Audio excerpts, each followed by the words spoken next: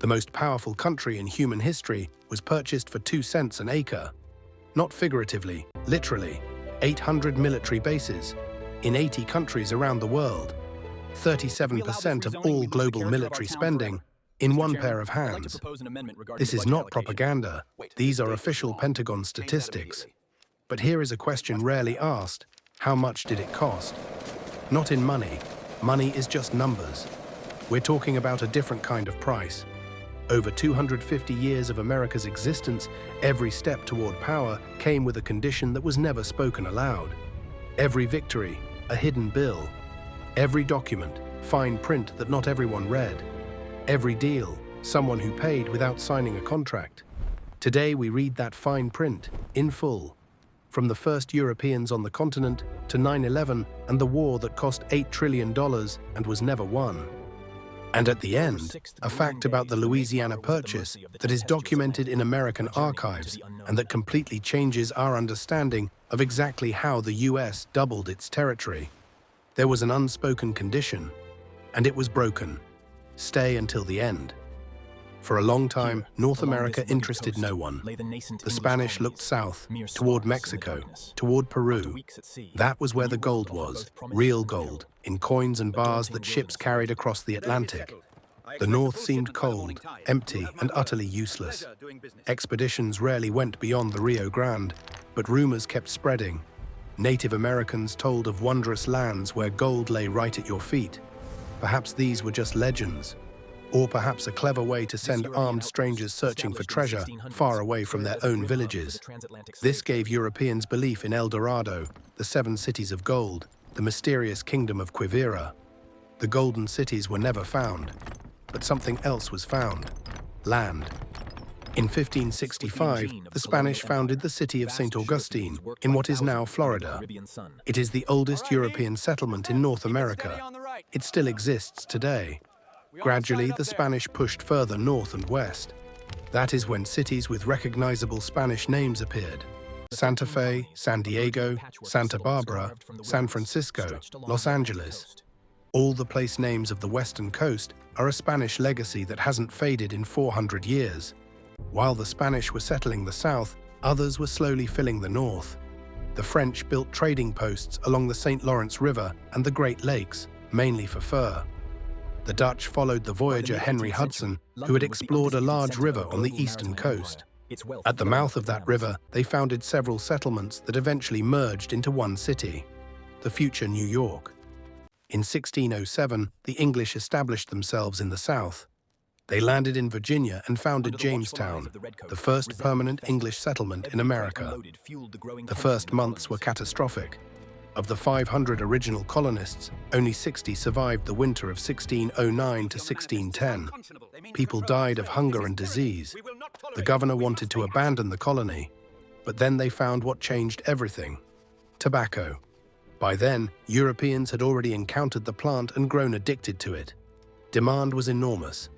Plantations expanded rapidly. By 1620, Jamestown's population had reached 1,000. By 1650, Virginia was exporting 15,000 pounds of tobacco a year. America began to turn into a magnet. Some were drawn by natural resources, others by the chance to start life anew, far from Europe's religious wars, political intrigues, and the overly strict rules of the Old World. In 1620, a group of religious dissenters, Puritans, sailed on the ship Mayflower and landed at Cape Cod. They founded Plymouth Colony. Before landing, they drew up an agreement among themselves, the Mayflower Compact, about how their community would be governed. It was one of the first documents of self-government in North America. The English crown chose a rather modern method of colonizing new lands: through business. Colonization was handed to 2 joint stock companies. The London Company received the south of the future colonies. The Plymouth Company, the north. Investors put in money, expected profit. That is to say, America from the very beginning was not so much a royal project as an investment project. The first startup on the continent. Workers were initially brought from England itself. Young men who had no land or prospects at home agreed to a simple deal. A planter paid for their ocean crossing, and in return, they worked for him for free for several years. Such people were called indentured servants. After the term was served, you got a small plot of land, tools, and a chance to start a new life. Sounds almost like a social ladder. But this system had one fundamental flaw. The contract ended, which meant that one fine day, the worker became free. That was expensive and inconvenient. So planters began switching to a different system. Slaves from Africa. The first African slaves appeared in Virginia in 1619, a year before the Puritans landed from the Mayflower. Lifelong labor, no wages, no contract, no prospect of freedom. Their children were also born as slaves. This was no longer labor, it was capital that reproduced itself. And so, alongside tobacco and sugar, a slave economy took root in the American colonies. This was not an accident. It was a deliberate business calculation. The hidden price of the first great American deal. By the early 19th century, about 12 million Africans had been transported across the Atlantic. Roughly 2 million died along the way, in the holds of ships, in chains. In the first 75 years after Jamestown was founded, 12 more colonies grew up along the eastern coast. 1.5 million people, farmers, craftsmen, religious dissenters, adventurers, debtors, fugitives, families with children. They all wanted one thing, their own land. And the colonial frontier kept moving west, toward where the Native Americans lived. It is important to understand here one fundamental difference from the Spanish experience. Spanish conquistadors came to America mostly as lone men. They took local women as wives. Their children, mestizos, could build careers in the colonial administration. Spanish society became mixed fairly quickly. With the English, everything was different. They came as families. They kept to themselves. Marriage to a Native American woman was considered something repulsive. English colonies were built from the very beginning on the principle of racial separation. This is not a minor detail. It is the foundation that explains a great deal of what will happen later. By the mid-18th century, London had accumulated 3 serious grievances against the colonies. The first, money for wars against the Native Americans. Colonists seized new lands and were constantly at war with the indigenous peoples. It was the British Treasury that had to pay for military garrisons and punitive expeditions. This was expensive. The second, an unmanageable model of colonization. Spanish colonies were compact, fortified towns with a small number of Europeans at the center of vast territories. English colonies grew organically. Each successive ship brought new people who wanted land, cleared forests, built farms, and pushed the frontier ever further west. From London, this was practically impossible to control. The third, purely financial. Spanish and Portuguese colonies sent ships loaded with gold and silver back to Europe. London received mainly tobacco, rice, and sugar. Useful, profitable, but not at all the treasure that once drove the first expeditions. And there was a fourth problem, the most unexpected one. A completely new type of person had grown up in America. Colonists lived in harsh conditions. They had to defend their settlements themselves, build houses, make decisions, and work things out with one another without help from royal officials. This formed a habit of self-reliance. At the same time, constant danger pushed people to unite. So in the northern colonies, the social conflict between rich and poor was far weaker than in Europe. In small towns, direct self-governance was practiced. Townspeople gathered and voted on local issues. It was precisely here, in these farmers' assemblies, that American democracy was born. Meanwhile, the colonies dutifully sent goods and money to the motherland. London sold them across Europe and earned enormous profits.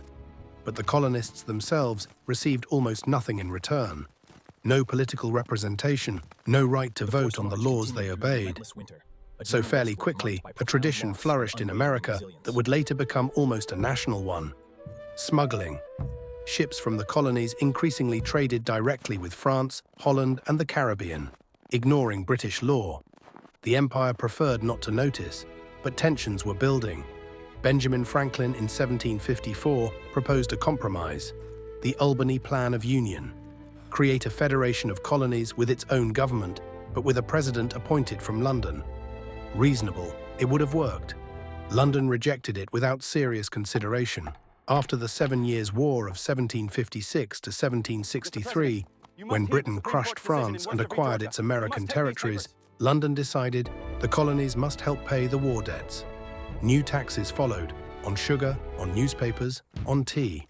Without the colonists' right to vote against these taxes. Taxation without representation is tyranny. That slogan appeared at exactly that time. On December 16, 1773, several dozen colonists dressed as Native Americans crept aboard British merchant ships in Boston Harbor under cover of night and threw 342 chests of tea overboard.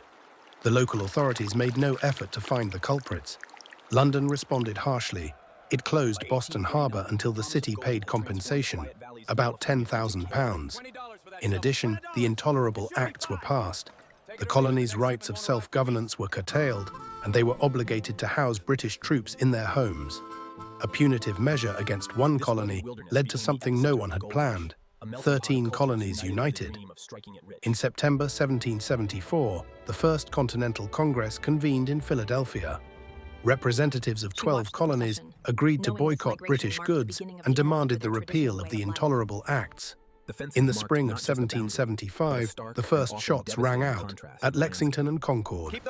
A British officer ordered fire to be opened on armed colonists. They returned fire. Who shot first? No one knows to this day.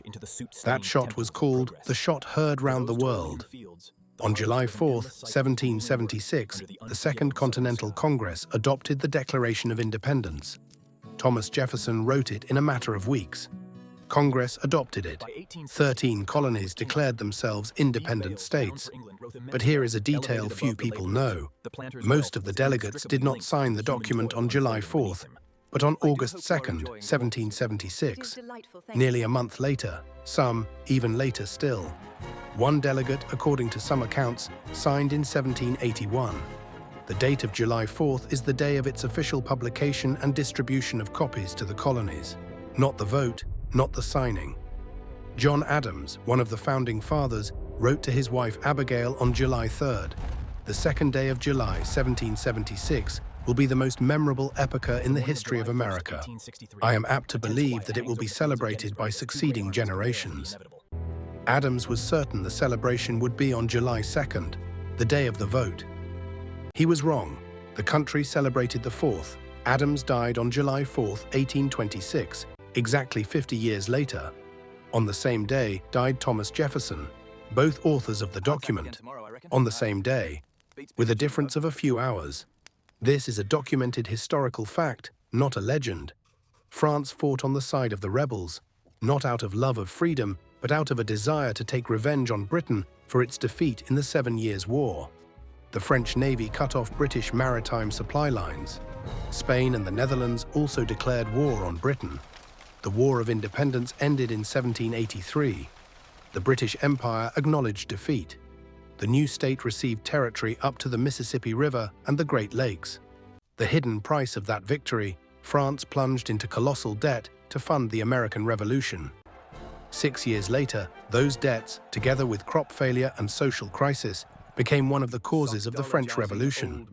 American freedom was partly paid for with French blood. After victory, the young republic immediately faced its central question: how to govern a continent-sized country made up of 13 completely different political entities. In 1787 in Philadelphia, the country's founding document was adopted, the Constitution, the shortest functioning constitution among major states in the world. 4,543 words, 3 branches of power. Congress makes the laws, the Supreme Court ensures they conform to the Constitution, the President governs. Each state has its own constitution, its own governor, its own legal system. The capital was to be built from scratch, on the Potomac River, on neutral ground between the northern and southern states. But here is what is usually overlooked when people quote the famous phrase from the preamble, "We the people of the United States." In 1787, the people in whose name this constitution was written legally did not include a significant portion of those living on that land. Women had no right to vote. Native Americans were explicitly excluded from citizenship. Article 1 called them Indians not taxed, meaning people not to be counted in the apportionment of political representation. And most strikingly, enslaved Africans were counted in the population of a state, but as 3/5 of a person.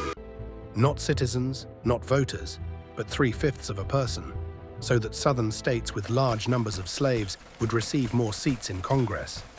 This was called the 3/5 Compromise, and it was in the text of the Constitution, right there, beneath the solemn phrase, "We the people."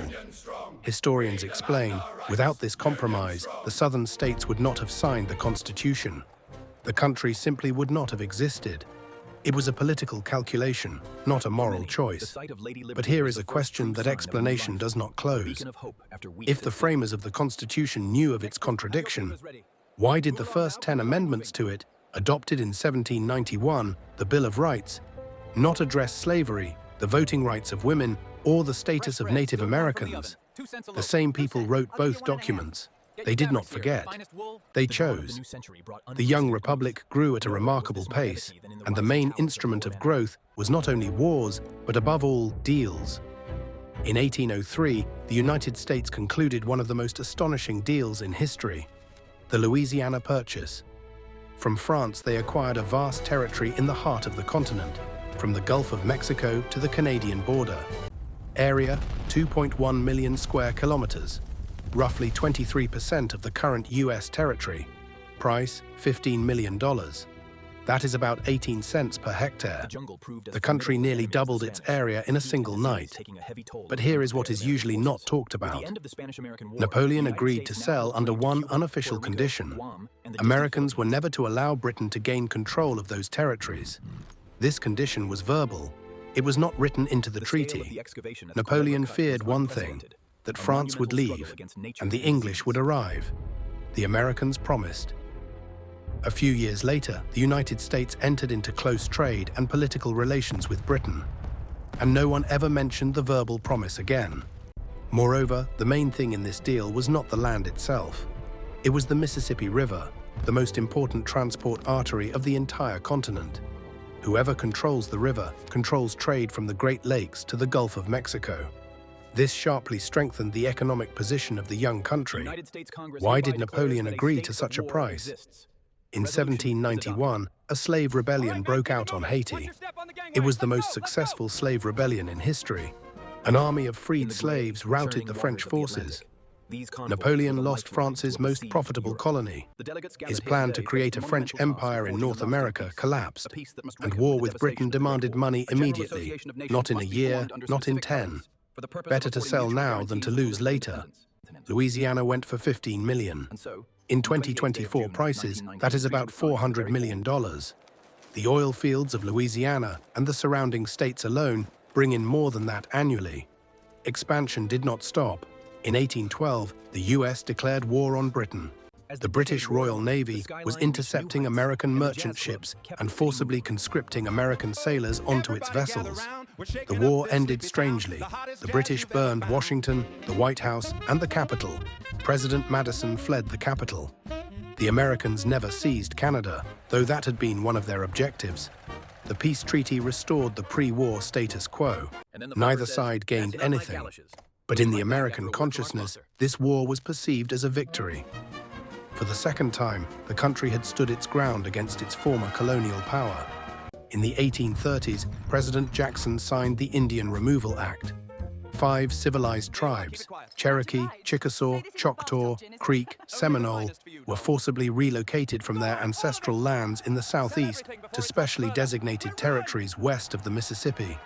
About 15,000 people died along the way from hunger, disease, and cold. This road was called the Trail of Tears. The Cherokee people filed suit in the US Supreme Court. The court ruled in their favor. President Jackson ignored the court's decision, and the removal continued. In 1845, the US annexed Texas, a territory Mexicans considered their own. The Mexican-American War of 1846 to 1848 ended in the complete defeat of the Mexican army. Mexico ceded vast territories: California, Nevada, Utah, Arizona, New Mexico. That is more than half of present-day Mexican territory. At that precise moment, January 24, 1848, while peace negotiations were still underway, A carpenter named James Marshall was building a sawmill on the American River in California. He bent over the water wheel and saw glittering yellow nuggets in the water. The gold rush was beginning. Within 3 years, about 300,000 people came to California, from the US, from Mexico, from China, from Australia, from Chile.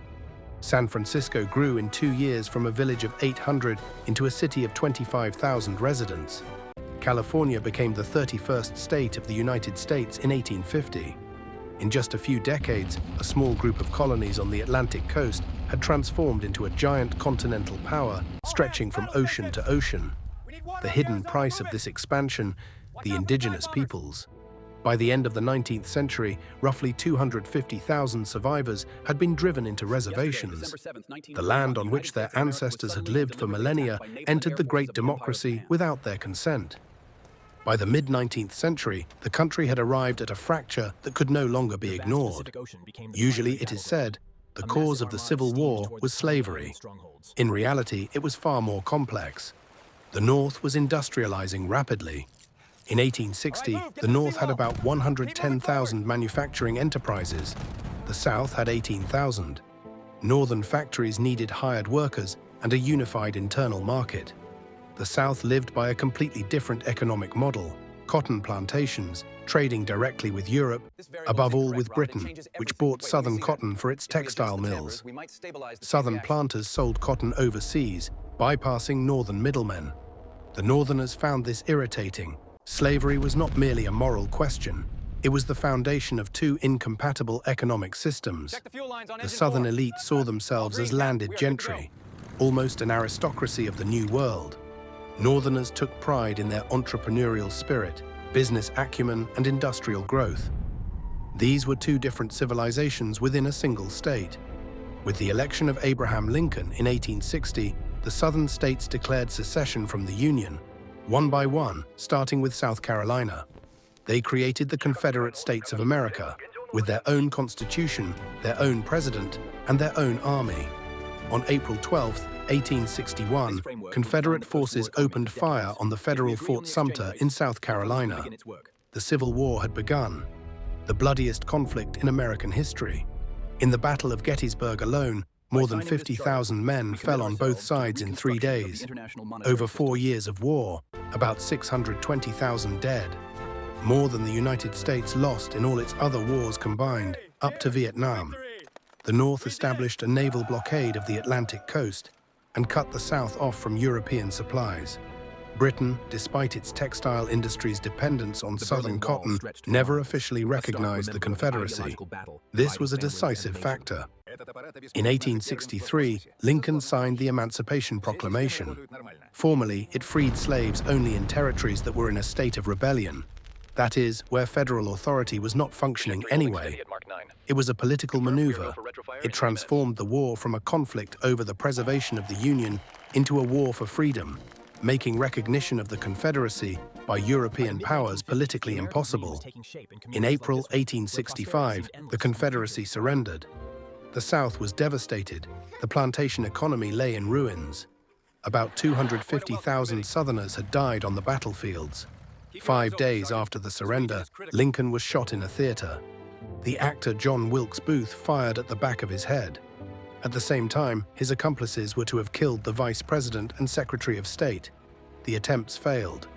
With Lincoln's death, his plan for reconciliation died too. Slavery was abolished. 3.5 million people received formal freedom. But the hidden price proved enormous. The new president, Andrew Johnson, sabotaged Reconstruction. By the end of the 1870s, the white elite of the southern states had reclaimed political control. Jim Crow laws appeared, official racial segregation that would last nearly 100 more years. The Ku Klux Klan by the 1920s had 5 million members. Slavery was abolished. The system was not. The end of the 19th century was a time of incredible economic leap. Mark Twain called this era the Gilded Age, shining on the outside, full of contradictions within. Industrial monopolists, Rockefeller in oil, Carnegie in steel, Vanderbilt in railroads, Morgan in finance, controlled entire sectors of the economy. Their fortunes were incomparable to any wealth in the country's history. Workers in their factories labored 12 to 14 hours a day, 6 days a week, including children.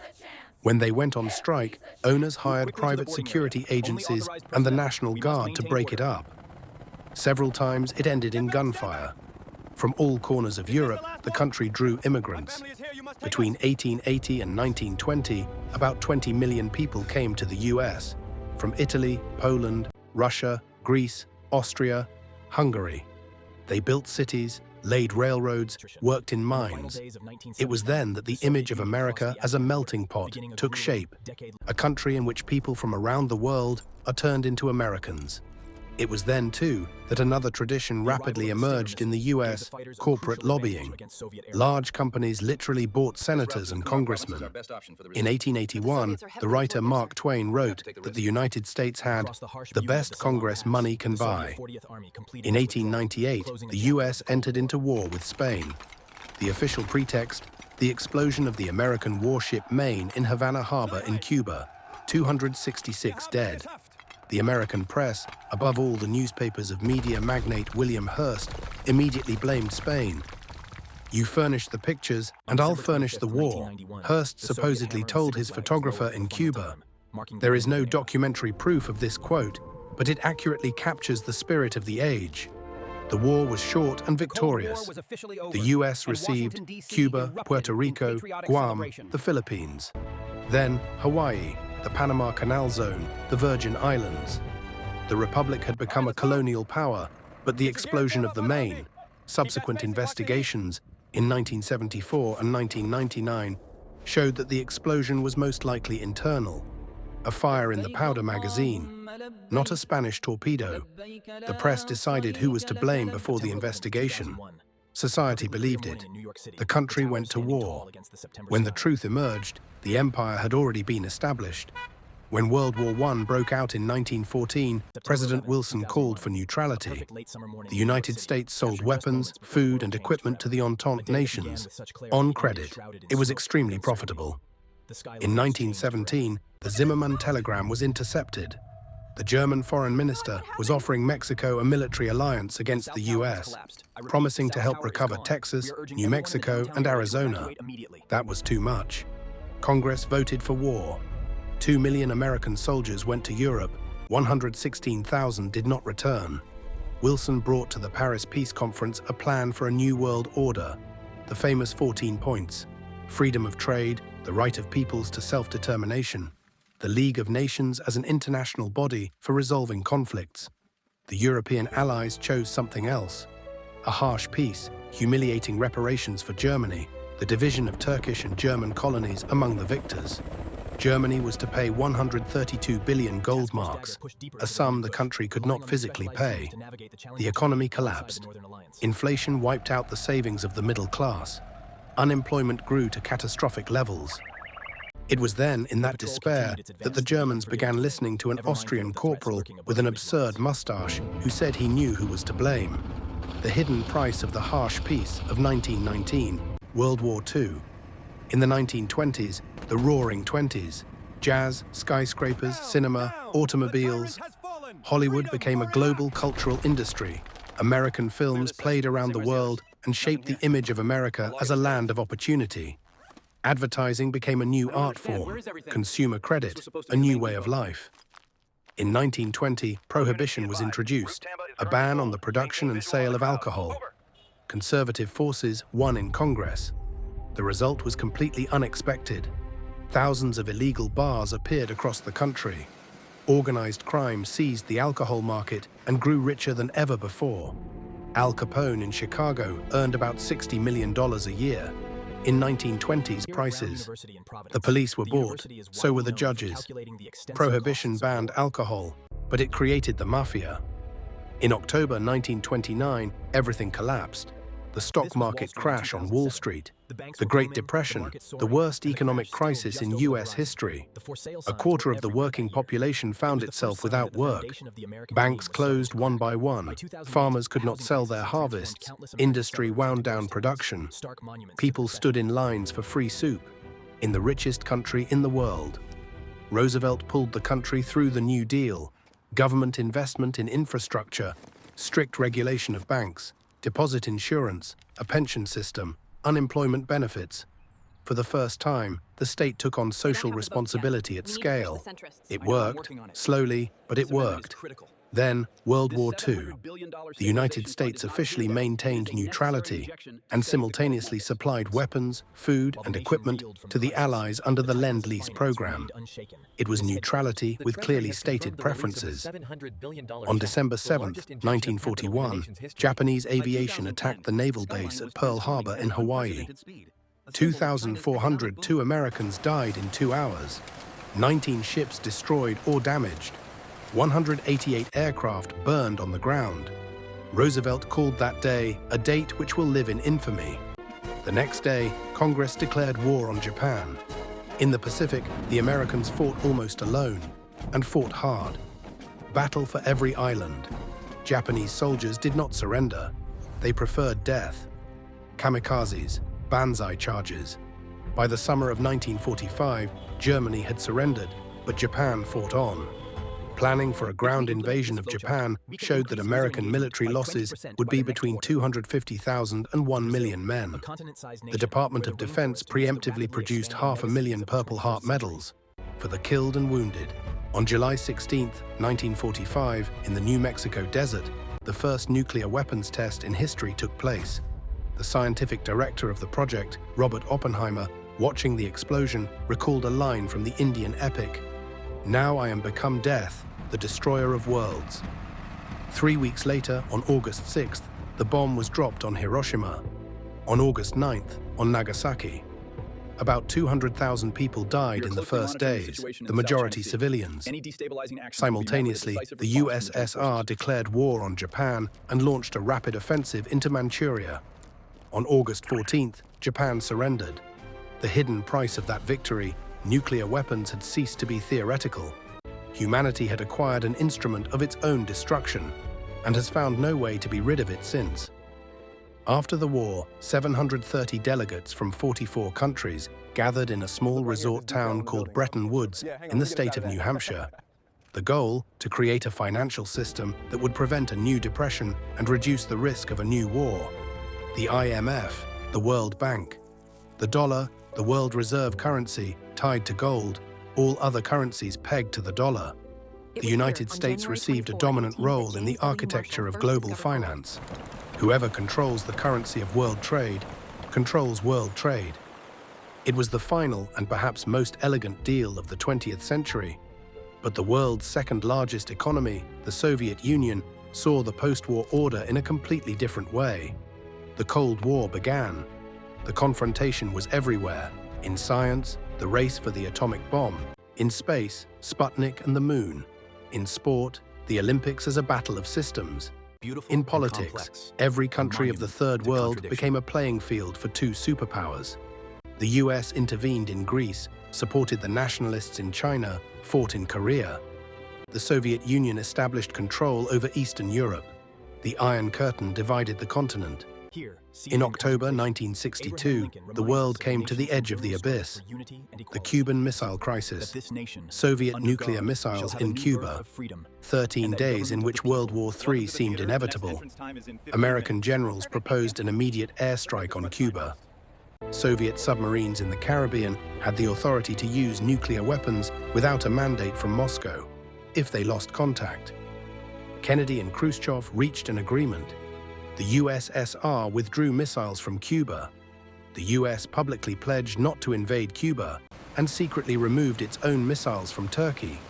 The last condition was not included in the public treaty.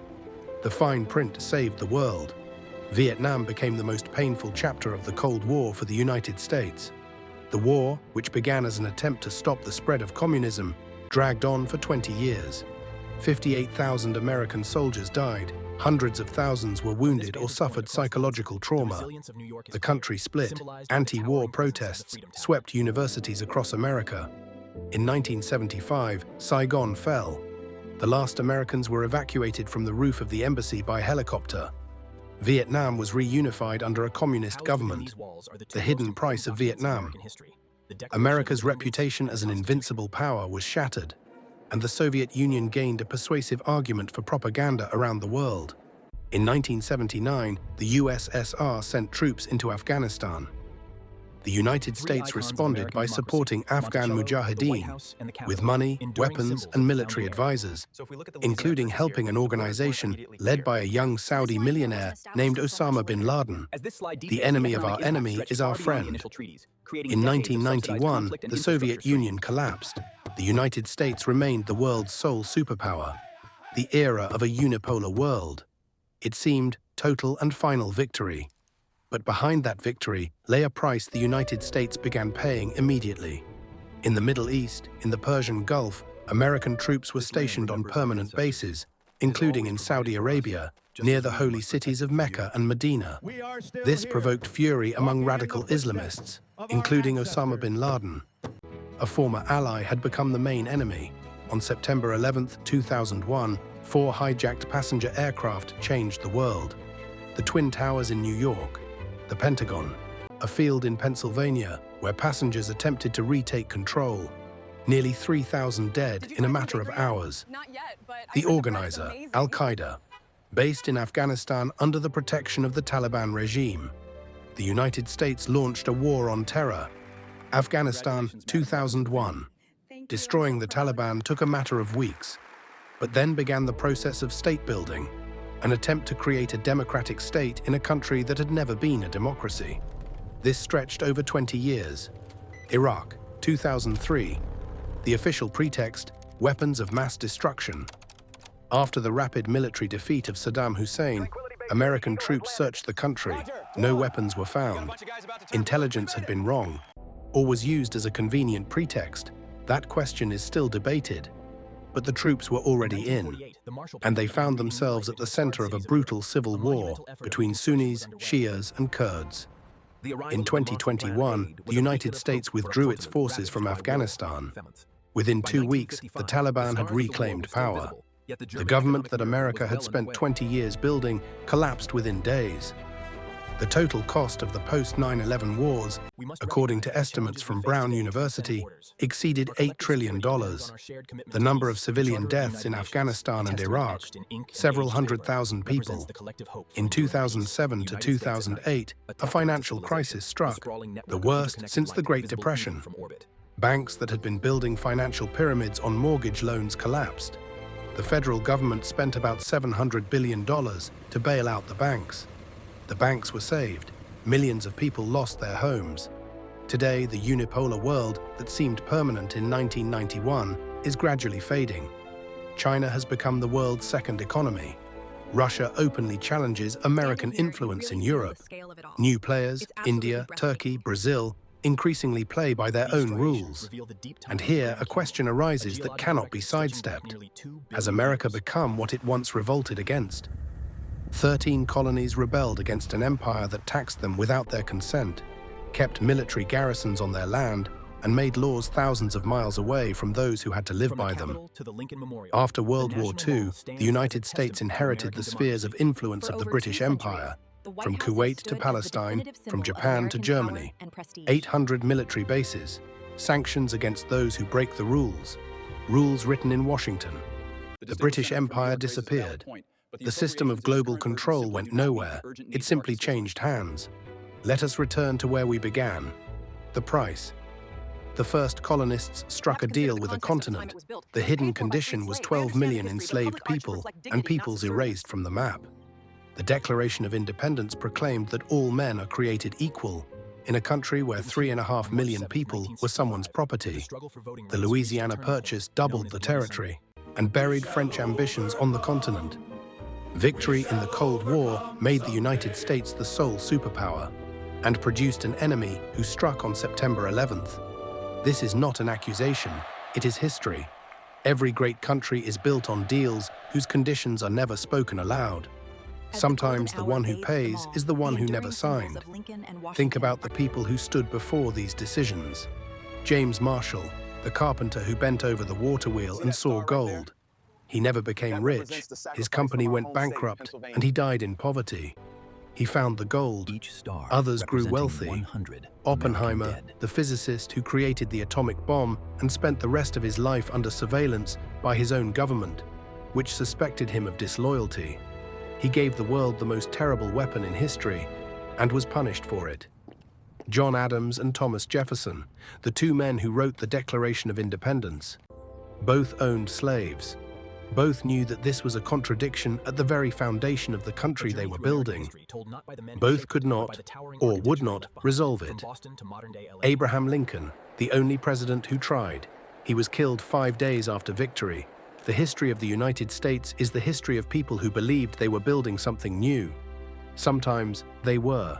The Constitution, the abolition of slavery, the New Deal that pulled millions out of poverty, the moon landing, the Marshall Plan that rebuilt Europe after the war, the Internet, an invention born in American military laboratories that changed the life of every person on the planet, and at the same time, the history of the price paid by others.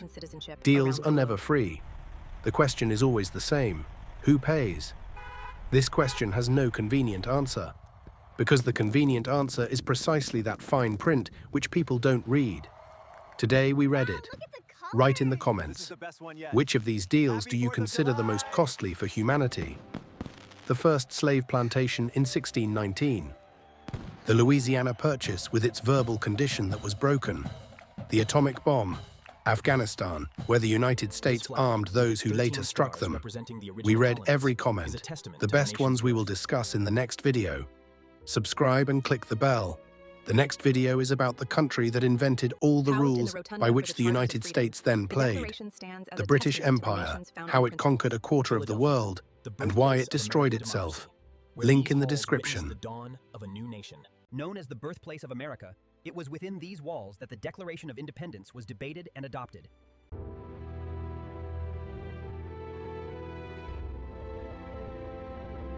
This bell represents liberty for everyone. It's much bigger than I thought it would be. The signs carried by the Memphis sanitation workers became an enduring symbol of the fight for dignity and basic human rights. In December 1955, the African-American community of Montgomery began a historic protest. I told you it was going to be busy today. Yeah, but look at the weather. Perfect day for it. We should grab coffee over there.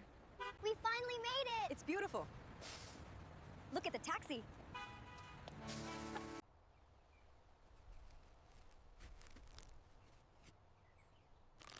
I pledge allegiance to the flag of the United States of America and to the republic for which it stands, one nation under God. From the icy reaches of Alaska to the sun-drenched shores of Florida, the North American continent is a tapestry of diverse landscapes.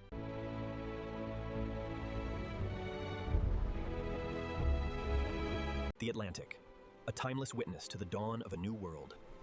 Here, on the eastern seaboard,